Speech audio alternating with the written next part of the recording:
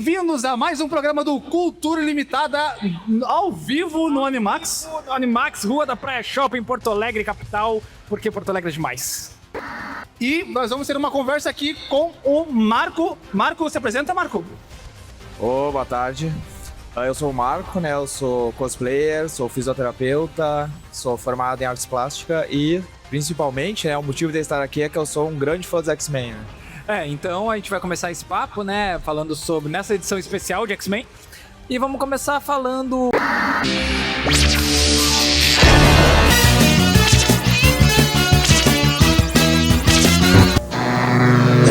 Cultura Ilimitada. Então, falando de X-Men, assim, desde os quadrinhos, o que tu acha que é o principal arco que qualquer pessoa que quer conhecer o X-Men mesmo precisa ler? Qual, na tua opinião, assim? Eu penso assim, que pra te começar a ler os X-Men, tu teria que começar em um arco fechado, assim, em um dos momentos de início de alguma série. Eu, particularmente, acho que assim, o melhor momento pra começar a ler os X-Men é esse aqui, né? Giant Size, né, que é onde é introduzida a equipe nova, né, que é uma equipe mais globalizada dos X-Men, onde tem a Tempestade, Wolverine. Não é o que chamam de fase 2, muitas vezes, que quando entra toda essa galera nova e tal? Sim, sim, porque antigamente eram somente os X-Men originais, né, que era a Jean, o Ciclope, o Fera, o Anjo, o Homem de Gelo, depois a Polaris e o Destrutor, né. Que no desenho animado sempre aparece aquele quadro atrás lá com eles antigão, né? Sim, e com aquelas roupas que eles eram, como não pareciam que eles eram indivíduos, pareciam que eles eram tipo um exército, que eles eram uma roupa tudo igual, assim. Sim, era um uniforme, né? Uniforme escolar, né? Mas mais adiante, ali no final dessa fase, né, dos X-Men originais, eles trocam os uniformes. Eles colocam os uniformes mais coloridos, né? Que é quando os Xavier diz que eles se formaram, né? De assim, os X-Men não são mais criança, né? Agora vocês são adultos. Mas eu tem várias fases. Eu comecei a ler pela saga da Fênix Negra, né? Que eu acho que é a maior história dos X-Men e qualquer X-fã acho que vai concordar comigo, né? Que é uma história muito... Ela é muito bem escrita, ela é muito bem desenvolvida. Ela dá uma divisão ali nas histórias em quadrinhos do que era e do que vai ser, né? Porque a maior aliada virou a maior inimiga, a maior vilã, né?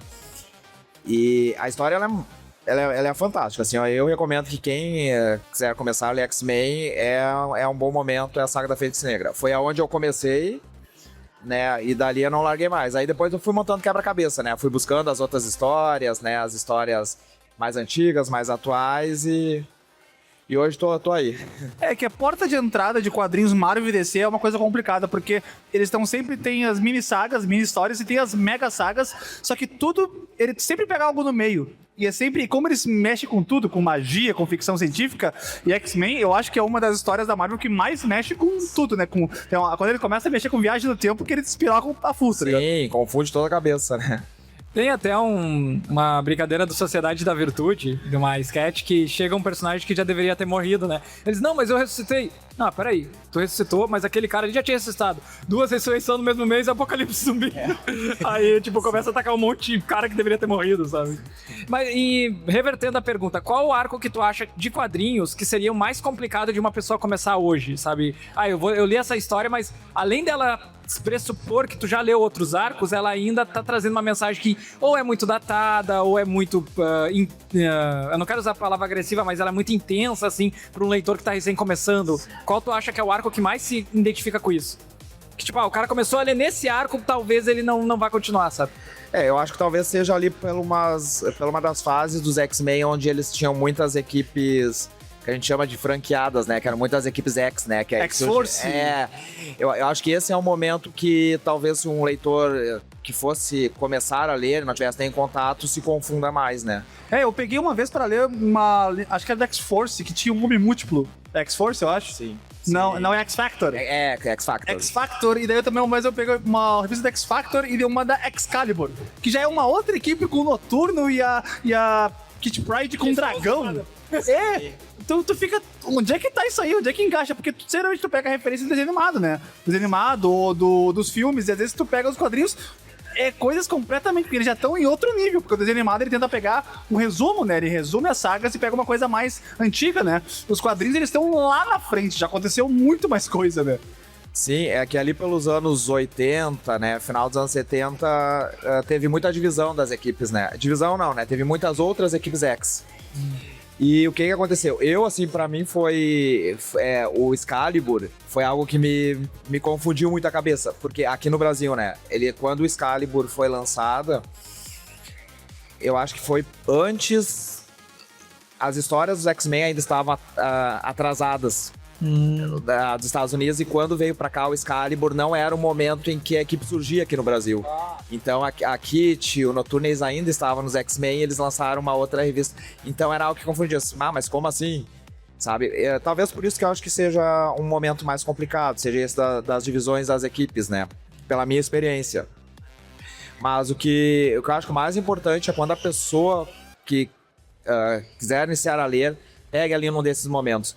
Eu acho que, assim, seria essa fase, né, da segunda, a gente chama de Nova Gênese também muito, né, que é a segunda equipe dos X-Men, ou talvez ali pelo Massacre dos Mutantes, né, dos Morlocks também, acho que é uma fase legal do pessoal começar a ler, né. Deus Ama, o Homem Mata, que é uma graphic novel também, que é bem interessante, que foi inspiração pro X-Men 2, né. Acho que também é um momento legal para começar a ler. E tem a penúltima, né, fase dos X-Men, que é a fase de Krakoa, quando eles formam a nação de Krakoa e unem todos os mutantes na ilha. Ali também é um momento legal para quem é um leitor novo iniciar a leitura, né? Mas aí por exemplo, essa fase de Krakoa, tu já tá falando de agora ou ainda anos 90? Krakoa, não, Krakoa foi 2018, se eu não me engano. Então é uma revista recente, relativamente fácil de achar. Sim, a fase krakoana, ela acabou aqui no Brasil pouco mais de um ano que eles encerraram essa fase, né? Ela foi uma fase que durou vários anos, né? Mas é um momento legal também da pessoa começar a ler, né? Tá, e passando agora dos quadrinhos para as animações, eu tenho muita dúvida, assim, porque eu sou dos anos 90, né? Só que eu era pequeno, eu era uma criança. Sim. Quando tu viu que a animação do X-Men chegou aqui e o pessoal que viu os quadrinhos, como é que foi a recepção deles entre, estão traduzindo fielmente ou, poxa, estão deixando a coisa meio bobinha, sabe? Que a gente tem um efeito Tartarugas Ninja que eu acho muito interessante, que eles deixaram o desenho muito bobo e o desenho explodiu ainda mais do que o quadrinho. Como é que foi isso com o X-Men? Sim, o X-Men eu acho que ele foi muito bem recebido. O Animated Série, né, lá dos anos 90, foi muito bem recebido porque acho que de todas as animações, assim, que eu já assisti, ela é a que mais bebe da fonte, assim, né? Não à toa foi a que eles usaram pra continuar, né? Foi a melhor feita de todas, né? Sim, e essa continuação, apesar de, claro, a gente sabe que existem adaptações, né? Porque é uma animação, não é uma história em quadrinho, né? O desenvolvimento é de outra maneira, mas eu acho bem interessante que o X-Men 97 também, ele é muito inspirado no que foi feito nas histórias em quadrinho, né? De uma maneira, né, adaptada, O que dá pra perceber é que eles condensam, porque o quadrinho tu consegue, sei lá, botar 10, 15 personagens e daí uma história que se alonga em arcos gigantes. O desenho tu tem que resumir, é um episódio. Então, em um episódio, tu tem que contar tudo isso aqui. Então, tu condensa personagem, tu faz isso. Isso aí também é série, quando vai pegar anime pra live action, também os caras sempre fazem esse trabalho de condensação, né? Porque a mídia quadrinho ou a mídia livro, mangá, ela permite tu se alongar. Não seria nem encher linguiça, mas tu deixar o troço muito mais elaborado do que na tela não dá tempo, né? Exatamente. E o Chris Claremont, né, que é o grande pai dos X-Men depois do Stan Lee, né, o cara que desenvolveu os X-Men, que o responsável pelo grande sucesso deles hoje, ele fazia justamente isso. Ele desenvolvia muito essa questão dos personagens, né? Ele não só desenvolvia o personagem, como as relações entre eles, né? E isso, às vezes, na animação é um pouco mais limitado, né? Pra ter esse espaço, né? A saga da Fênix Negra eu vi nas animações e até hoje eu acho que... Eu não sei se dá pra dizer que me traumatizou, mas me marcou muito quando a Fênix, porque tem duas fases, né? A Fênix e a Fênix Negra, né? Sim. E aí, sinceramente, eu não lembro direito o que starta uma, eu não lembro. Mas eu lembro que quando a Fênix Negra vem pra lutar com os X-Men e ninguém quer lutar contra ela, né? Mas o Wolverine, ele vai tentar lá dar as garras, ele tira as garras, e aí vira cobra as lâminas dele. E esse frame da animação, ele meio que se quebrando, assim, não entendendo, porque o poder dele não tá funcionando. Tipo, me marcou muito na animação, enquanto falou que eles beberam muito da fonte, acredito que seja momentos como esse, né? Bust you up. Hey, stop it! Make it stop!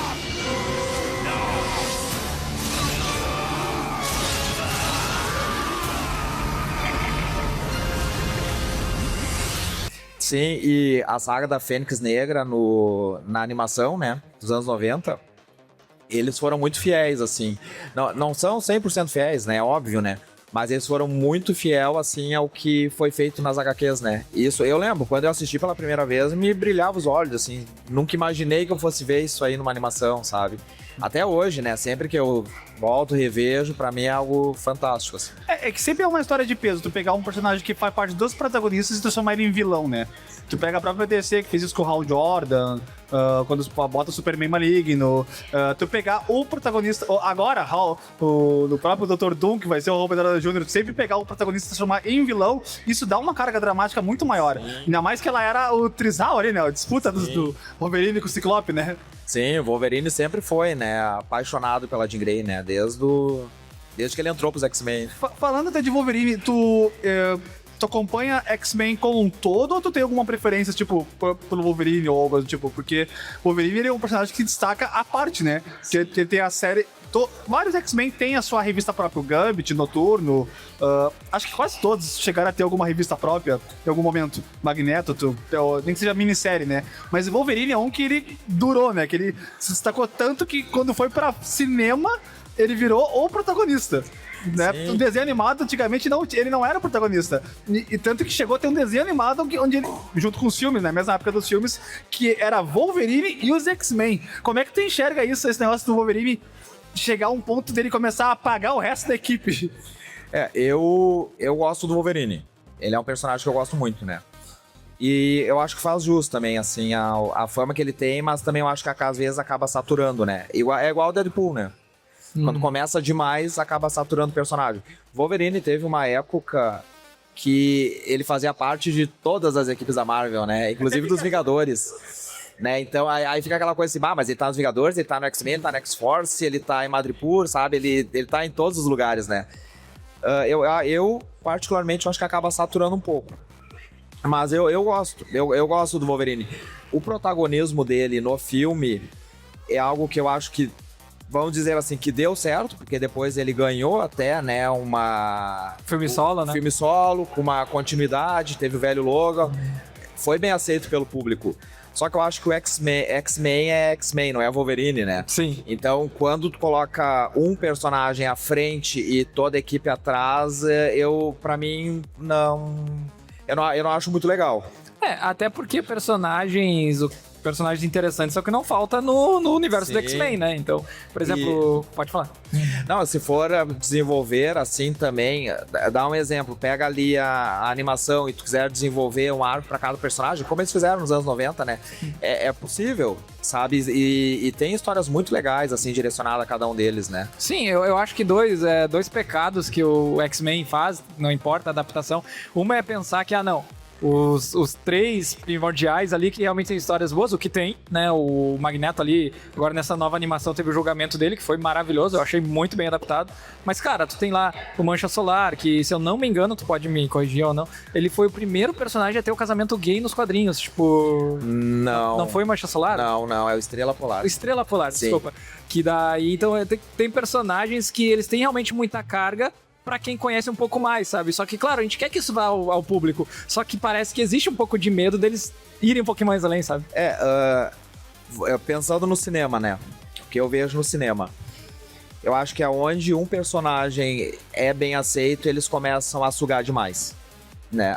Ou aonde esse personagem é protagonizado por um ator muito conhecido, tipo a Jennifer Lawrence, né? No caso da Mística. Ah, não, quiseram sugar a mulher, já não poder mais, e ela Sim. não aguentava, ela não queria mais.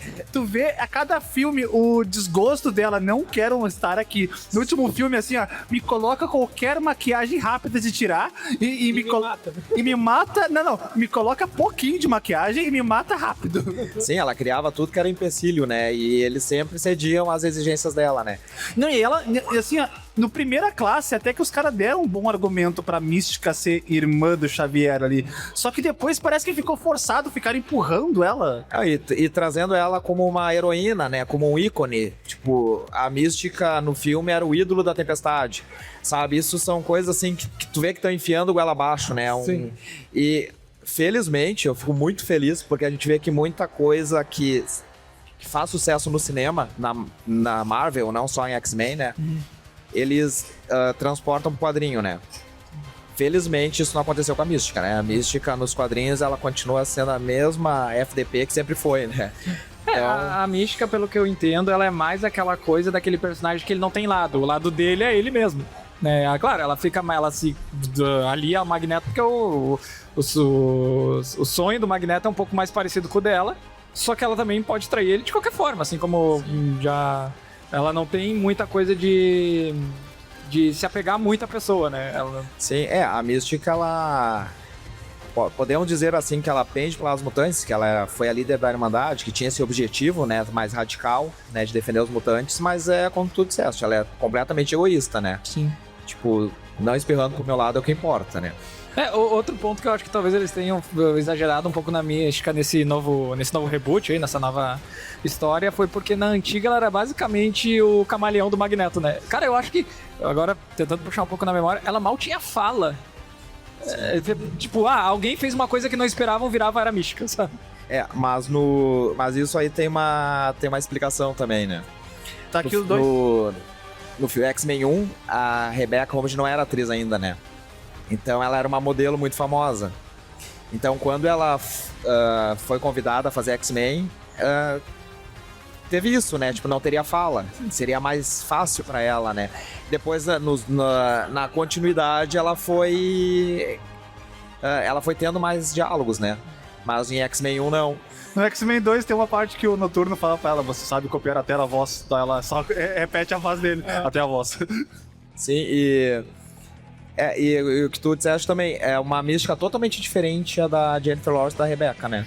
E a da Rebecca, assim, eu gostei muito, assim, né? Eu achei muito bacana mesmo, ela não tendo muita fala, mas a Rebecca, ela se expressava muito corporalmente, expressão facial, sabe? Ela, pra mim, até hoje, ela é a mística do cinema, né? Antes de pular pros filmes, eu quero falar numa animação que às vezes é polêmica, não sei, depende da bolha que você fala, né? Que é a X-Men Evolution, que ela deu uma mudada, né? Assim, muita gente mais antiga de X-Men, o Miguel sabe de que eu tô falando, ele sabe minhas referências, critica porque eles deram uma adolescentizada nos X-Men. Pegaram todos os X-Men e deixaram todos eles muito mais adolescentes, e daí só o Wolverine e a Tempestade de mais velho e tal.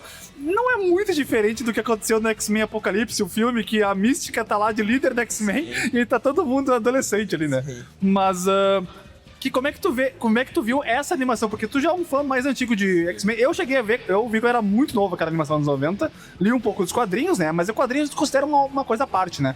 Mas eles são sempre adultos, né? E daí nessa animação todo mundo é adolescente. Só o Wolverine que é um velho e nem tem caso com a Jean Grey já pra não dar problema. Sim, né? O Wolverine, a Tempestade e o Fera. E o Fera,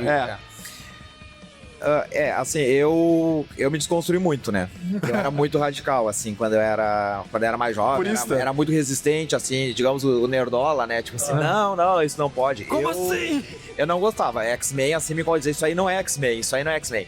Depois eu fui cedendo, assim, né? Comecei a assistir quando ele começou a passar no SBT, todas as temporadas ali. Comecei a ter um olhar diferente. Hoje eu acho muito importante o X-Men Evolution. Acho uma animação muito importante.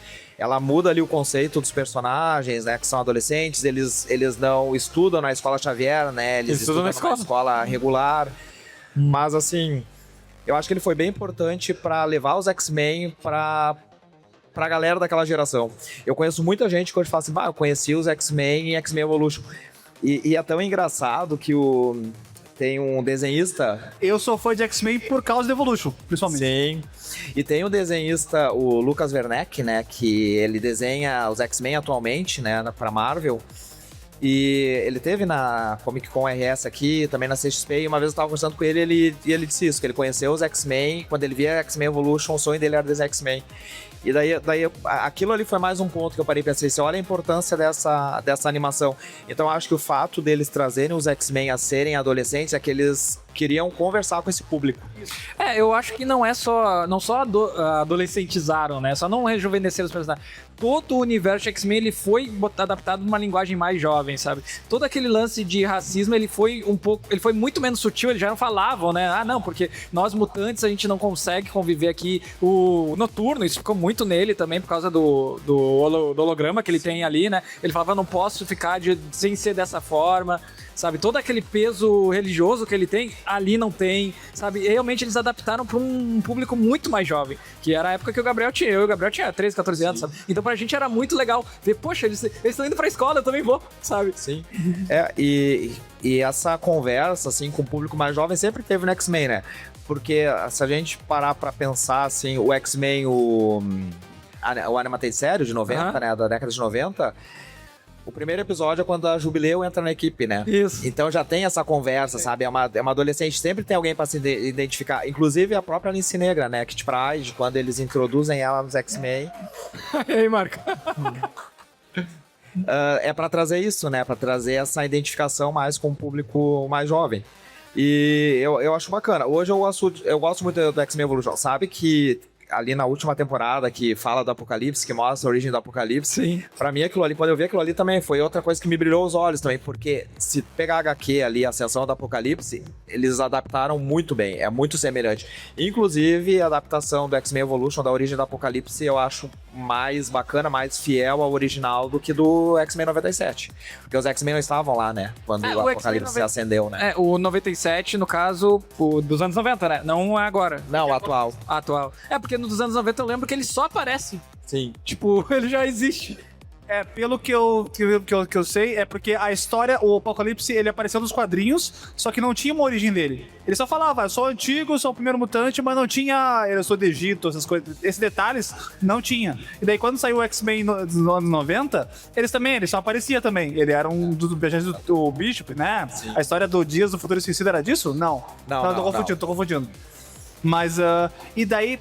Depois que saiu nos quadrinhos a origem do Apocalipse, e daí saiu o X-Men no Evolution. Daí eles pegaram a origem. E agora o 97 tá pegando e fazendo a origem do Apocalipse também. E eu acho que ali no 97, pra eles não simplesmente contarem a história do Apocalipse, eles colocaram os X-Men junto, né? Transportaram no tempo. Eu achei bacana, achei maravilhoso, assim. É que como eu disse, antigamente eu era mais nerdola, achava que tudo tinha que ser exatamente iguais aos quadrinhos. Hoje eu entendo que adaptação é adaptação e vai ser daquela maneira, né? Não adianta, não tem como tu transportar o que tá nos quadrinhos pro cinema, pra TV, né? Sim. São mídias diferentes, né? São meios diferentes, né? As histórias vão ser contadas diferentes. E falando agora mais de cinema, né? Que eu acho que é a versão onde todo mundo meio que tem um consenso, assim. O primeiro X-Men, X-Men, o filme, tu acha que ele realmente abriu muitas portas, ia acontecer de qualquer forma, tinha que ser os X-Men? Porque assim, eu vejo muita gente falando, porque a onda tinha Homem-Aranha também, ninguém fala de Blade, sabe? Que tipo, outros filmes também concluíram, mas todo mundo só quer falar do X-Men. Como é que foi o peso disso? Não, eu tenho certeza que esse pontapé inicial veio do filme dos X-Men.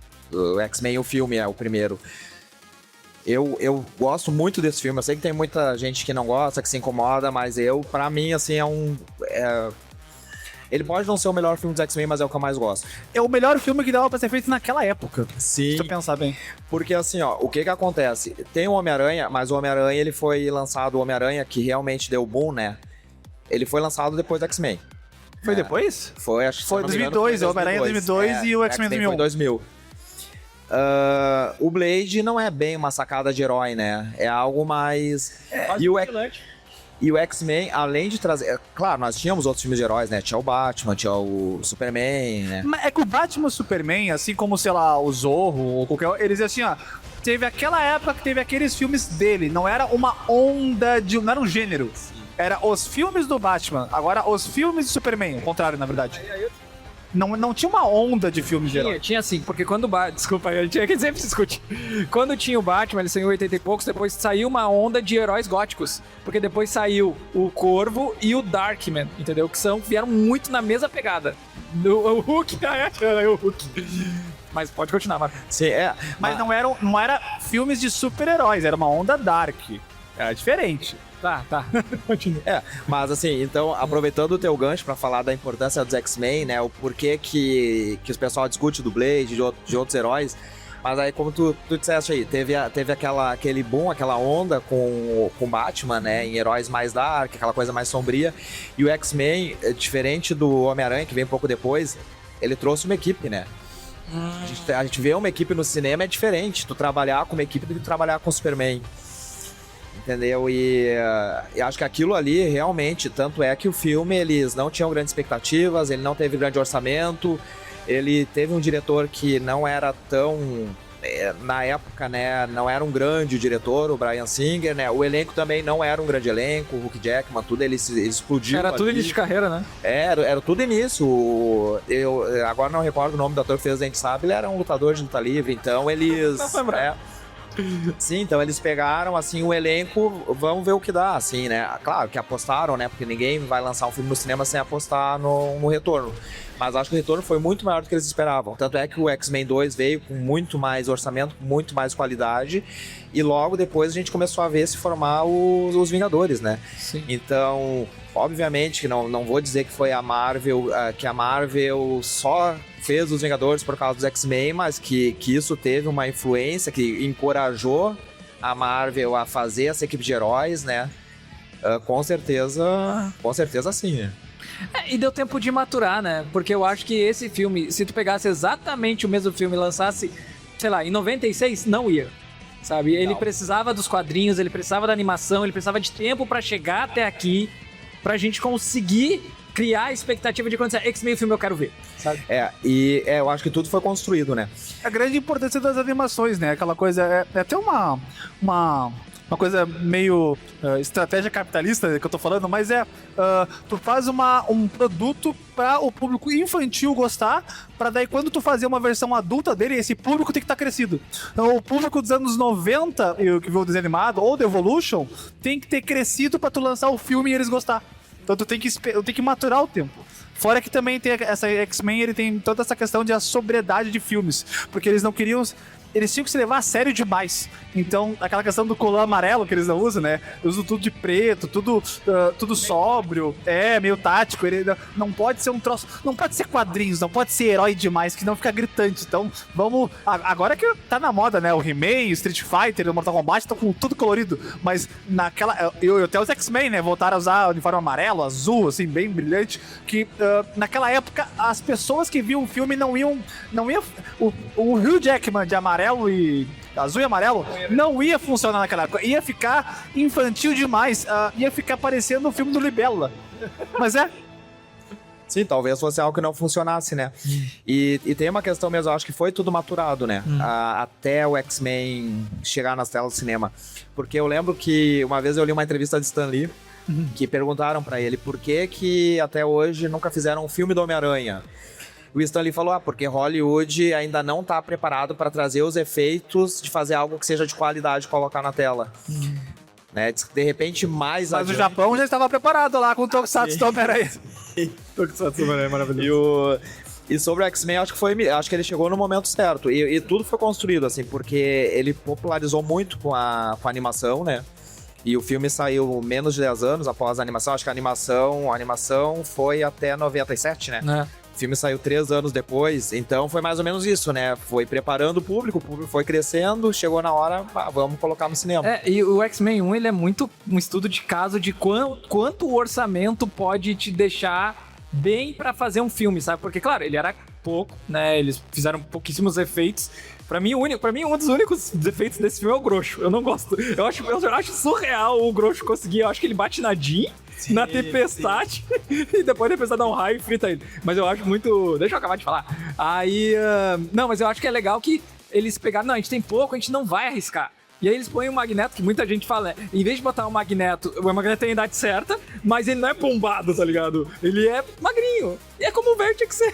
Então eu acho interessante isso. Tu não acha isso uma coisa muito... Voltando aos quadrinhos, né? Muito estranho dos quadrinhos, porque quase todo personagem ele é meio musculoso, ele é muito definido. Personagens que não faz o menor sentido ele ser musculoso, ele é, tá ligado?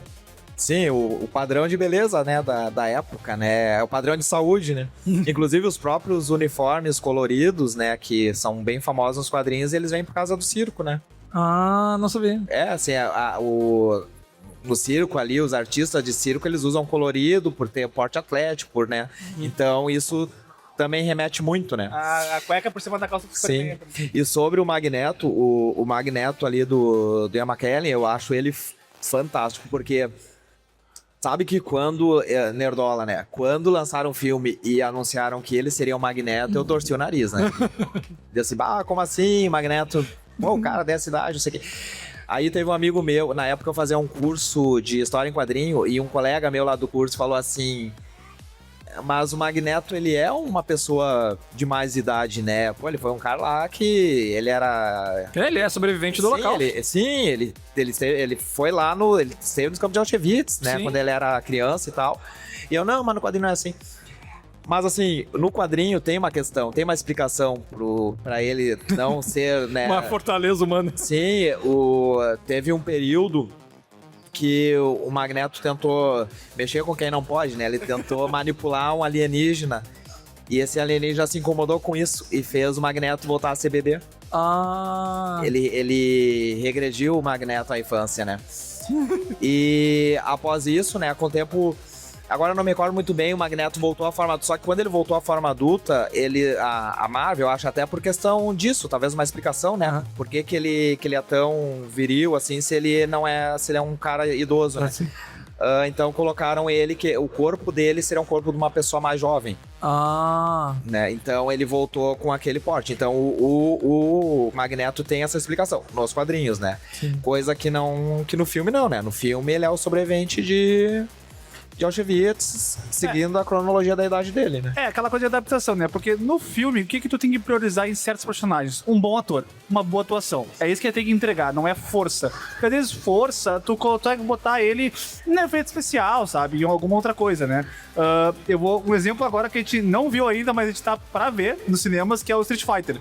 Botaram um ator do Bison que não tem porte físico pra ser Bison. Só que assim como o Ian McKellen, o que eu quero acreditar, né? É na atuação. Ele vai me entregar um vilão, uma atuação. Que é isso que o Ian McKellen entregou, uma boa atuação. Afinal, ele era o Gandalf, né? Sim. E a gente falando nisso também, sobre questão do porte físico e não da atuação, né? Os dois atores que fizeram o Magneto, né? O Michael Fassbender, eu acho ele é um baita do ator. Uhum. Tá? Não quero desmerecer ele. Mas assim, quando eu assisti Dias de um Futuro Esquecido, que eles atuam, né, no mesmo filme, tem uma cena que os dois fazem muito parecida, que é quando o Magneto voa. Que é no início do filme, né? O Ian McKellen faz e depois o Mark Fassbender ele faz pra levantar o estádio, né? O estádio. Uhum. Os dois fazem a mesma cena.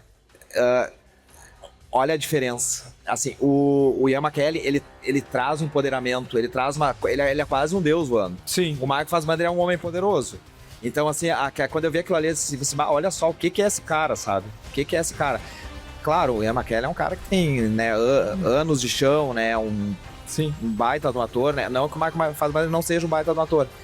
Mas eu digo que, assim, nem sempre a questão do físico, né, quer dizer, né, na atuação do personagem. É que o Magneto é o mutante mais poderoso da Terra. Sim. Tu tem que ter uma sobriedade de poder muito grande, sabe? Uma interpretação de peso muito foda. E o Ian McKellen tem décadas mais que o Michael, então não tem como me entregar, né? Mas já partindo pros dias de hoje, assim, das adaptações, qual tu acha que tá sendo o principal defeito delas? Porque a gente vê que teve X-Men 1, depois teve o 2, o 3, de primeira classe que... O 1, depois o 2 e o 3. Né? Aí depois teve o Primeira Classe, Dias de Futuro Esquecido, Apocalipse, Fênix Negra. Mas dá pra sentir que tu tem pequenos picos de tá, agora vai, mas não foi. O que tu tá achando que tá demorando pra coisa encaixar? Eu gostava da primeira trilogia do X-Men. Eu gostei. Apesar dali do confronto final, né? Talvez a adaptação da saga da Fênix Negra. O primeiro que eu vi no cinema foi o confronto final. Fui na expectativa pra ver. Sim, acho que assim, a saga da Fênix Negra, eles tentam e não chegam lá, né? É que sabe qual é o problema, um problema desses filmes antigos do X-Men?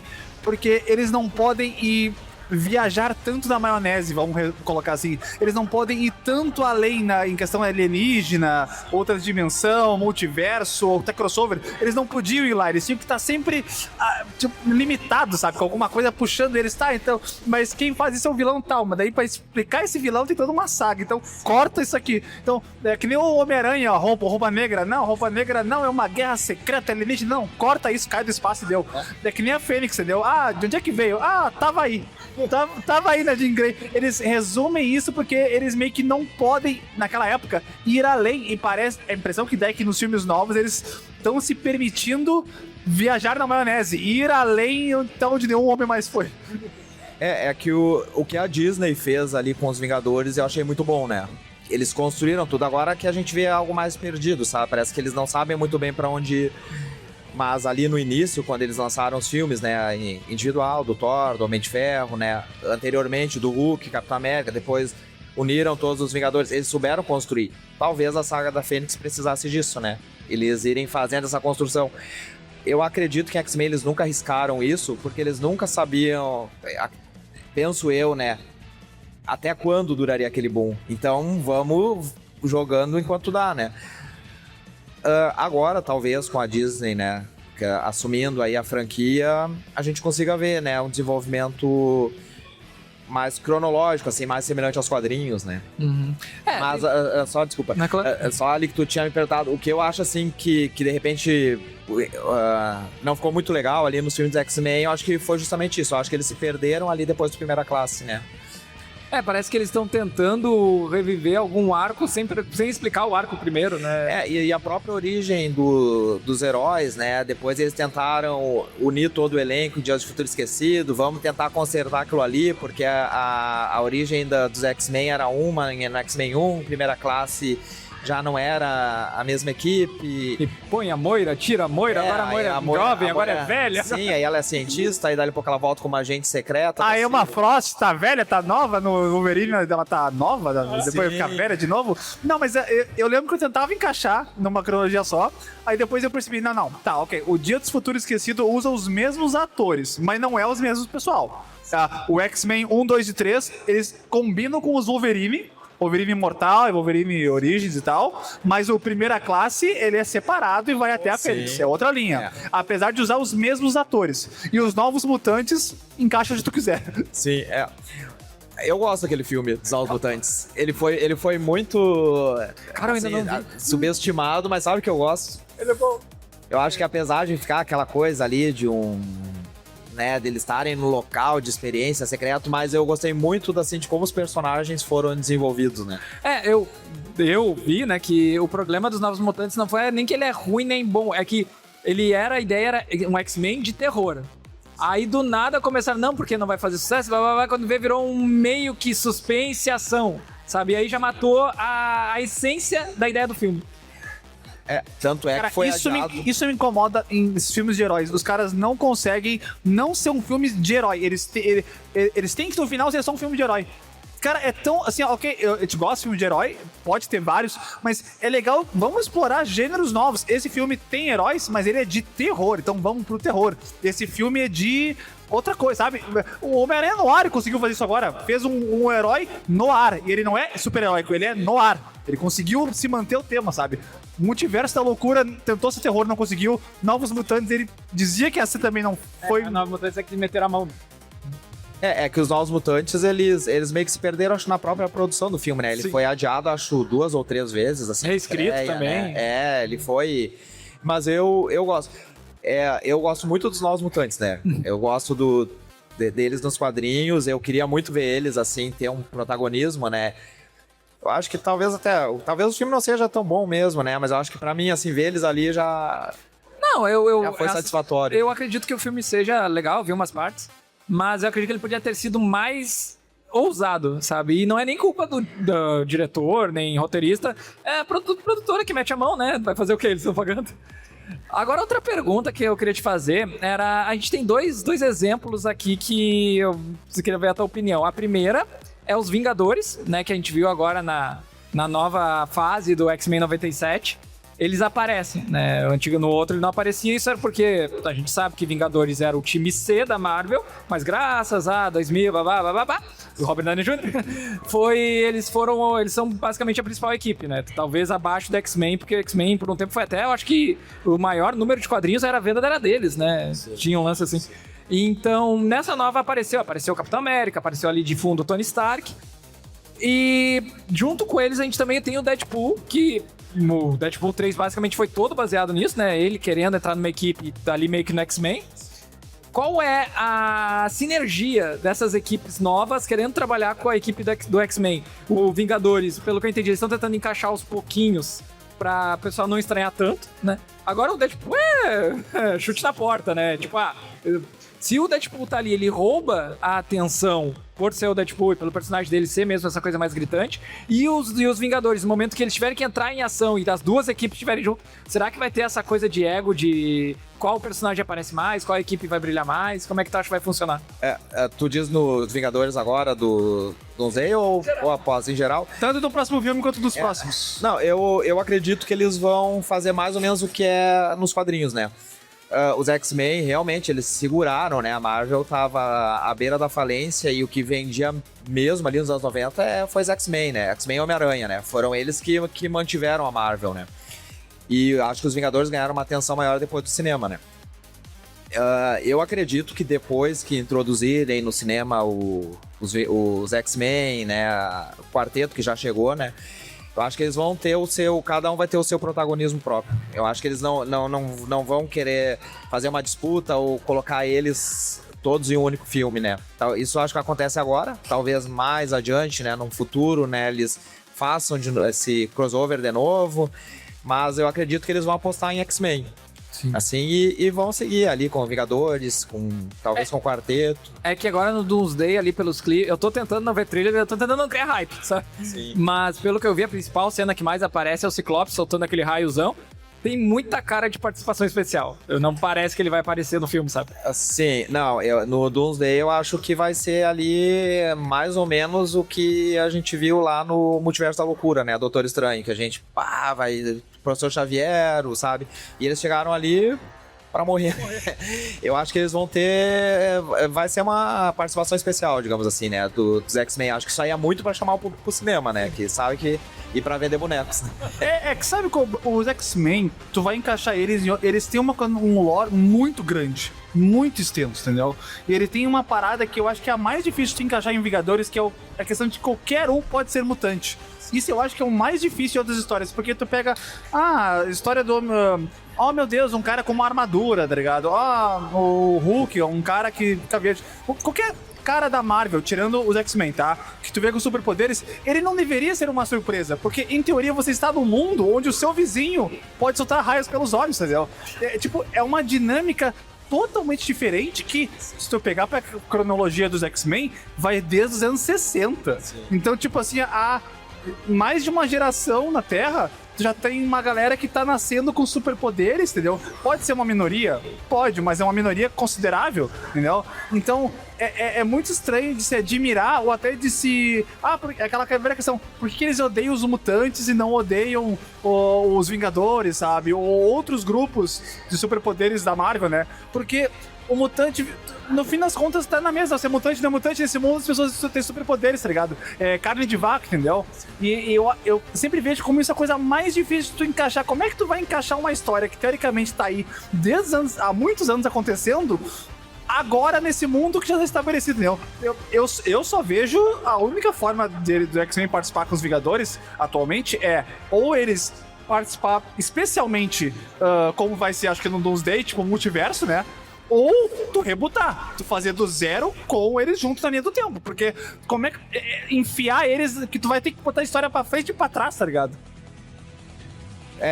Não faz sentido mesmo, né? Os X-Men surgirem ali agora em um mundo que... O Magneto é um sobrevivente do Holocausto. Que idade ele vai ter hoje? 90 anos? 100 anos? Sim, mas o que acontece? O Doomsday, ele é inspirado nas Guerras Secretas, né? Que é uma saga de quadrinhos que saiu recentemente, acho que foi em 2000...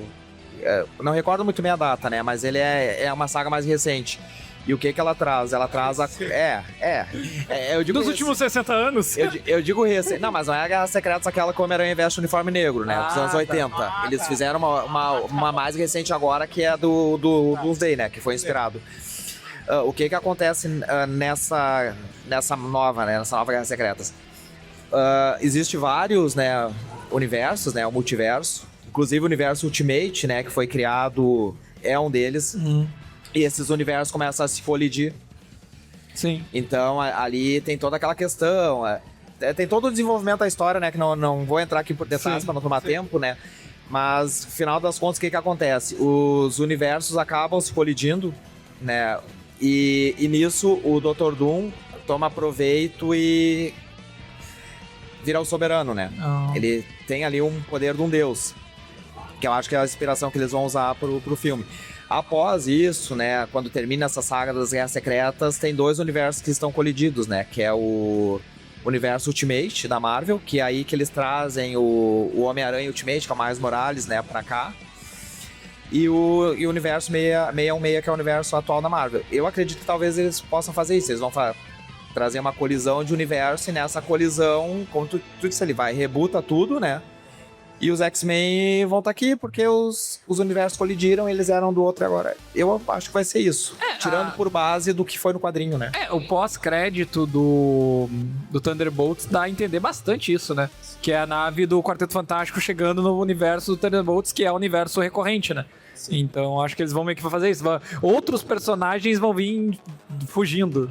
E eles já trazem isso em alguns filmes, né? Na série do Loki. Também dá de se entender ali com a árvore, né? Nas Marvels ali, que ela... A Mônica, né? Ela cai ali na realidade, encontra o Fera. Então eu acho que eles já estão, né? Preparando pra isso, né? Então no caso tu falou ali que acha que vai ser fracionado o tempo. Não vão tentar botar todo mundo lutando ao mesmo tempo pra não acabar... gerando, sei lá, cansaço, né? Porque tu vê tanta coisa ao mesmo tempo, vai saturar. Sim, mas também tem uma cena ali no trailer que a Mística enfrenta a Helena, né? Então eu não sei também se eles vão colocar esses confrontos direto, né? Também ali na... Os heróis brigando tem que colocar, né? Aquela cena ali, é claro, do trailer que dá pra ver, eles estão na mansão Xavier. De alguma forma eles vão... Eu até achava que era o Doutor Estranho ali, mas não, é a mansão do Xavier que eles estão brigando ali, o Deus Anéis ali, o Shang-Chi contra o Gambit ali. Também tem... se não tem herói brigando, não é filme de herói. Exatamente. É filme, não é quadrinho. De alguma forma isso aconteceu. Segundos. Tá. Sobre uma perguntinha aqui pra ti, pra gente já ir pros finalmente. Uma cena que fica muito marcada na minha cabeça é o final de Wolverine Origins. Que é aquele final do aeroporto. Sim. Que não foi pra lugar nenhum. Não. Wolverine Imortal. A gente sabe o final a batalha final do X-Men.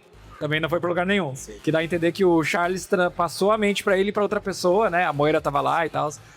Essas cenas de continuações que nunca existiram, tu consegue ter um palpite do que eles estavam preparando pra lá? Eu entendo que aquela do Wolverine Imortal, né, era uma introdução pro Dia de Futuro Esquecido. Aquela ali já é uma chamada pra aquilo lá. Eu entendia que trazia para aquilo. Mas eu acho que foi Wolverine Origem que aparece o Laboratório Essex, né, na cena pós-crédito. Tem um que aparece do Sinistro, né? Tem um que aparece. Eu acho que é o do terceiro. Eu acho que é do terceiro Wolverine, do Logan, que aparece no final. Eu acho que é do Logan que aparece. Agora eu não me recordo, mas assim, esse foi um que eu esperava. Agora eles vão colocar o Sinistro. E foi um que não deu em nada, né? Sim. Também não entendo, né? Talvez eles tivessem... Porque eu acho que também ali em questão dos mutantes, a Fox, né? Na época, eles abandonaram muita coisa, né? quando eles lançaram o primeiro filme X-Men e foi um sucesso, a ideia deles era lançar origens, né, de alguns mutantes. Foi feito do Wolverine. O filme do Magneto virou Primeira Classe, ia ser o filme do Magneto, e o filme do Gambit, que o Deadpool até zoa, né? Sim, exatamente, mas a ideia deles era fazer a origem, Wolverine Origens e Magneto Origens, né? Contar Sim. a origem do Magneto. Sim. E depois eles mudaram de ideia, né? O do Magneto nunca se concretizou. Não sei. O Magneto, o roteiro do Magneto virou Primeira Classe. Mas Foi o sabe que virou. que eu gostaria que tivesse um roteiro Xavier mais- origem separada. mais focado assim no Magneto, trazendo, porque o Magneto ele tem uma história muito complexa assim, né? Sim, essa HQ aí é... Fica a curiosidade como é que eles vão fazer a origem do Magneto num reboot porque assim, eles sempre tentam trazer pra atualidade, né? Sim. Então, pro Magneto estar... Ou ele tem alguma forma dele ser muito velho, porque vão ter que trocar. Porque, exemplo, o Justiceiro, trocaram a origem dele. Ele era da... Qual guerra que ele era? Segunda Guerra, eu acho? Não lembro agora. Será Vietnã. Vietnã. O Justiceiro era Vietnã, trocaram pra Guerra do Golfo. E daí o Magneto, eu acredito que vão trocar a origem dele pra ele não ser tão velho nos novos filmes. Eu acho que vai ser eu acho que vai ser o comunismo. Acho que vai ser ali Muro de Berlim, tá ligado? Pois é, eu acho que trocar a origem do Magneto, tirar ele dos campos de Tira muito concentração não vai ser o Magneto. Mas em algum momento vai ter que tirar, né? Eu ouvi dizer eu li, né, em algum lugar, hoje a gente lê várias coisas em vários lugares e não sabe realmente se é confiável. Eu não cheguei a pesquisar a fundo isso. Que eles, inclusive, a própria Disney estava pensando em não utilizar o Magneto no primeiro filme do X-Men por essa questão dessa guerra entre... Rússia e Ucrânia? Não, Israel e Palestina. Israel e Palestina. Que existe há muito tempo, mas agora ela tá com uma força gigantesca por tudo que tá sim. acontecendo lá, né? Em Gaza. Eles alteraram o Namor, o Horrores, né? O Namor, ele Sim. não era Azteca, né? Ele era Azteca? Não. Ele era, Não, ele é outra parada. Atlante, né? Assim, não tinha. Não, mas toda essa parada Azteca ele não tinha. né? Não, ele era simplesmente Atlante, né? Eles não traziam, assim, e eu não sei se eles vão alterar do Magneto pra essa questão dele ser judeu, né? Sim. Por questão mais ideológica, sabe? Acho que pra evitar, né, qualquer polêmica. É que qual é a ideia do Magneto, né? Ele sentiu na pele o pior que a humanidade tem a oferecer. Sim. E, cara, a gente não tem algo pior que aquilo. Sim. Então qualquer outra coisa vai ser muito difícil. O Magneto, na verdade, ele não é um vilão, né? Ele é um cara radical. Sim. Mas ele tá defendendo as ideias. Mas agora pensa assim, se colocasse o Magneto hoje como vilão, sendo judeu, e um cara que pode cometer um genocídio, sabe? Um terrorista. Talvez pudesse gerar um desconforto, entendeu? Eu ouvi dizer isso. Assim, pra mim... Faz um certo sentido, né? Mas pra mim, ele, assim como existe vilões judeus, existe vilões cristãos, o William Stryker, né? Sim. Existe vilão... A Disney trocou vários vilões chineses, né? Tudo Sim. que era chinês ela modificou, mudou, abrandou, né? Pra não ficar feio pra China. Sim, e isso que... eu acho que assim, que a origem dele ser judeu não vai generalizar um povo. É isso que eu ia falar. Ele é judeu, mas ele é... Tá, ele passou pelo Holocausto por causa disso, mas ele não é um patriota, digamos assim, né? Ele nunca fala... Pelo menos todas as obras que eu vi do Magneto, ele fala pelo que ele passou, mas não porque ele fala... Quem fez isso foi os humanos, não foi os alemães. E outra coisa, a questão do Magneto ser judeu ajudou nos traumas dele, mas eu acho que o grande baque, assim, que ele explodiu como vilão, não foi o que ele passou nos campos de concentração, né? Foi ele tentar retomar a vida e os humanos, quando descobriram que ele era mutante, matar a filha e a esposa dele queimada. Sim. E ele não poder fazer nada, ele impotente ali, né? Ele segurando ele, vendo a filha. Aquilo ali que eu acho que foi o... Desculpa. A filha, a esposa não, porque a esposa deixou dele depois disso, porque ela se assustou, né? Sim. E que a mãe, até então, era a mãe do Pietro e da Wanda, né? Depois eles mudaram isso. Mas ele vê a filha, a filha dele, criança, sendo incendiada, morta, né? viva, foi isso que desencadeou, né? E depois a esposa deixou. Ali acho que foi o boom. E se toda a história do Magneto fosse contada, assim, direcionada ao Magneto até ele, acho que eles poderiam ligar o X-Men 1, né? Sim. Até ali, eu acho que seria um filme bacana. Porque se tu pensar o que ele passou lá nos campos de concentração, ele passou ele mais milhões de pessoas. Agora, o que fizeram com ele na floresta foi só com ele, né? Sim. Não tem como ele não dizer, não, porra, agora é pessoal. Sim. Bom, acho que a gente já vai se caminhando, né? Estamos nos encaminhando pro final agora. Que horas são, Miguel? 1h56. Queremos agradecer muito, Marco, pela sua presença, pela sua erudição em X-Men aqui conosco. Obrigado. Eu que agradeço aí pela oportunidade, né, pelo convite. É sempre legal, sempre bacana conversar sobre X-Men, principalmente com quem gosta, né, e pra quem gosta, né. Sim, sim. Agradecemos a todo mundo aqui do evento Animax que esteve nos assistindo. Este vídeo será publicado no nosso canal do YouTube, @Cultura Ilimitada no YouTube. As redes do Marco estarão, Marco Mendes, né? Isso. Estarão linkadas aqui embaixo também. Vai aparecer aqui na tela aqui o arroba dele. Antônio.mendes.61. Deixa eu falar direitinho. @marcoantonio.mendes.161. Universo 61, né? É isso? Não, é o universo 616. É. 616. Mas muito obrigado, Marco. Deixe seu like, deixe seu curtir. Eu sempre falo 2 vezes isso, né? Compartilhe, comente aí se você gosta de X-Men.